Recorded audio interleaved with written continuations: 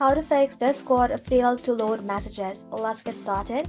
For that, first of all, you have to simply press Ctrl+R on your Windows for a quick refresh. If that does not work, you can simply close Discord completely and make sure the internet connection is stable. You can try switching between Wi-Fi and mobile hotspot. Now, you can simply reopen Discord on your PC, then simply tap on this user settings. After that, scroll below and then press log out. Once you have logged out of your account, close Discord again and then reopen. After that, sign back in again. If the issue continues, you can simply press on Windows R to open Run.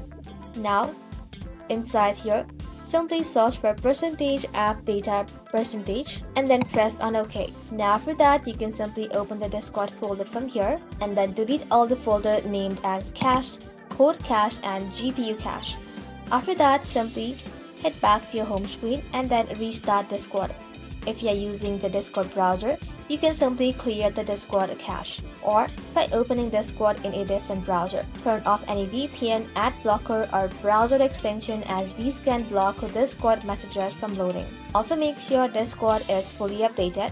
Close it completely and then reopen it to force an update check. And that's it. Thank you all for watching. If this video was helpful, consider subscribing to our channel and liking this video.